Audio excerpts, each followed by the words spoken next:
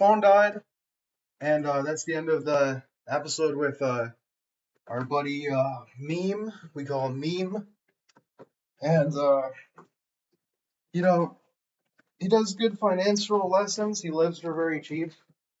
Obviously, his lifestyle's a bit fuck, duh, fucked. You know, no offense to you, Meme Smith, but you shit in a bucket every day and wrap it in a plastic bag and then throw it all away. No, dude, dude, are you kidding me? Are you kidding me? He's telling me just live cheaper. Like, I'm gonna live cheaper. This is a 4 bedroom house. But I mean, I could have rented a hotel room for the same price as this, and this is better than a hotel room. Cause like I like to cook up a steak and shit. But I appreciate you having you on.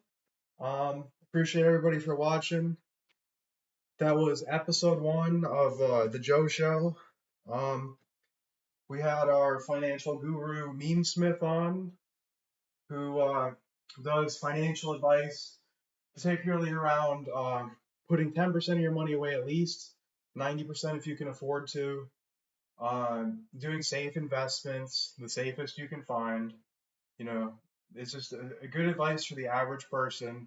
Live cheap, put a lot of money away, S&P 500, do Bitcoin, Dogecoin, whatever you think is safe. If you want to put yourself in the wind.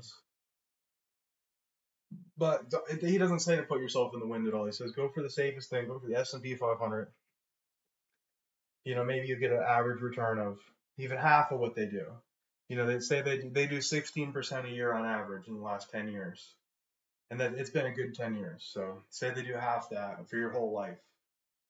And as you heard him say, you get 14 times that saved up of what you want to make a year, and then you do 80% of that you actually live off of.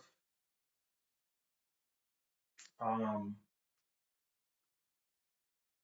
then you got a little bit to combat inflation there. And you got to still pay your taxes off of that interest that you made. So calculate that depending on your tax bracket, make that into the equation, and then you can sort of retire or live for free.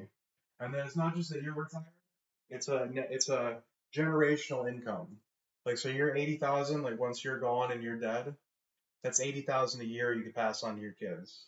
They could just keep it in the S&P, and they could make 80,000 a year for free.